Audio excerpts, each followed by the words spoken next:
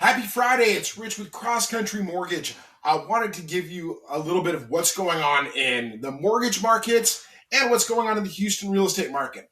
First, last Thursday, Fannie Mae, Freddie Mac, they own about 65% of the mortgage volume, and they are essentially guaranteeing 65% of all the mortgage loans that are underwritten and funded in the United States.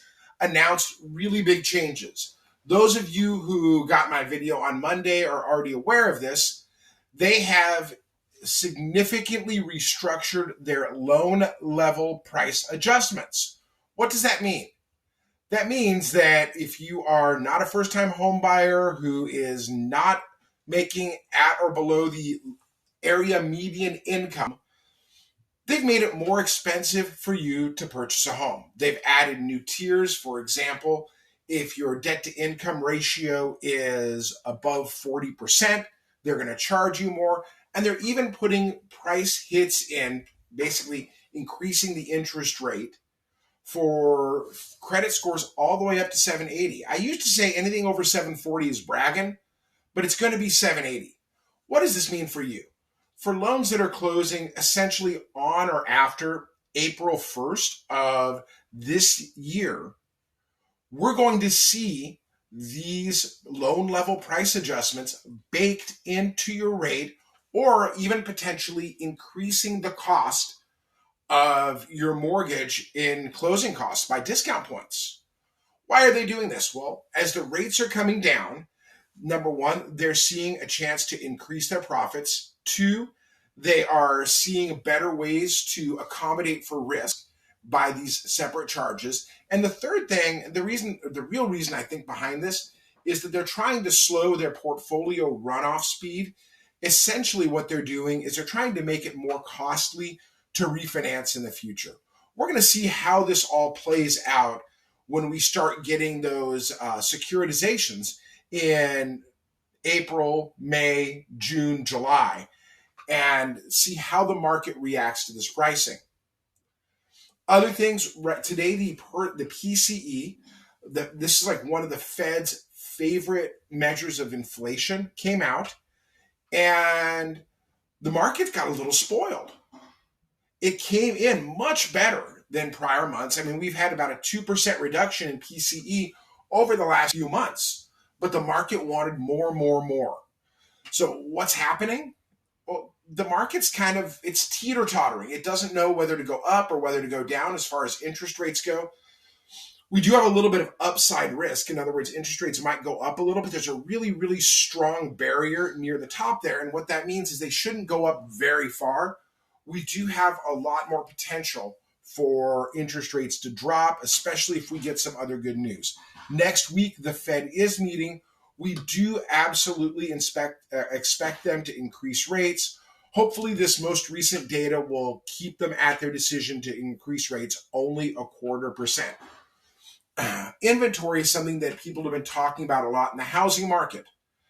And for example, they're saying that builders have about 3 months of inventory, just under 3 months of inventory out there. But one of the things that they're not considering is a lot of this new build inventory is just blank dirt. Hey, we're listing a lot, but we're calling it inventory. If you take the blank dirt off of that, then the builder inventory is less than 2 months. Another thing that we're hearing a whole heck of a lot of right now is about home prices going down. In fact, the median sales price has dropped by about 6.2%. Does that mean that home prices are falling? No, it doesn't. What it means is that we've got the weighted average buyer. In other words, your typical buyer right now is somebody who's buying their first home. There's not a lot of folks that are doing move-up buying, because if you just bought a house that was pretty close to your dream home 2 years ago and you've got a rate of like 2.5 or 3%, it's going to take a heck of a lot to get you to move when you've got rates that are more than double what you're currently paying, and for a more expensive home. This is explaining why we're seeing the average sales price and the median sales price drop, but property values are not really being affected so much. We still do have a really low inventory relative to what we should have in the greater Houston market.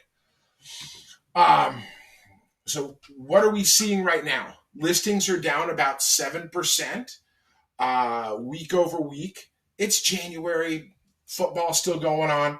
People got other things on their mind. They're getting ready for tax season. We do expect as it gets a little bit later in the year that listings are going to pick up. Pending listings and closings were also down, but that makes sense based on where we've been.